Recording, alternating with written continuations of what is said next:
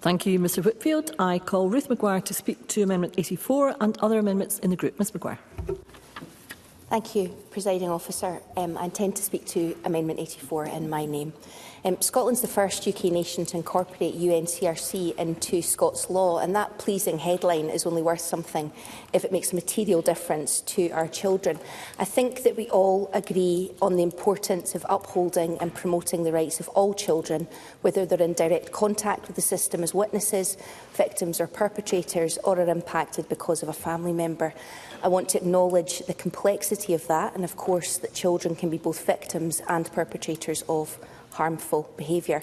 I think it's fair to say that the balance of this bill in terms of all children and their competing rights was greatly improved through the committee process, and I appreciate committee colleagues' willingness to work across party lines, and also want to acknowledge and thank the Scottish Government for the distance that they have travelled.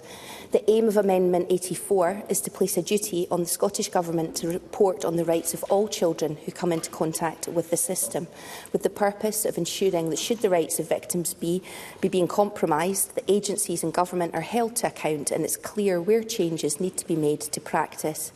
I acknowledge and accept that my amendment is quite broadly drawn, and it would have implications for all criminal justice agencies as well as children's hearing system.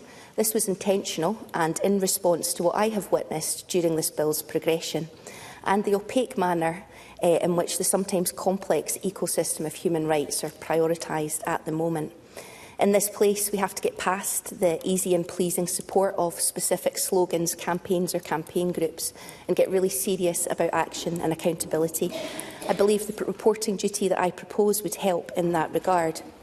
I do appreciate that there is work ongoing in this area, specifically around the UNCRC and a children's rights scheme. It would be helpful to know from the Children's Minister how advanced this work is and when it's likely to make a difference to Scotland's children. Presiding Officer, I also understand there are a number of reporting amendments lodged.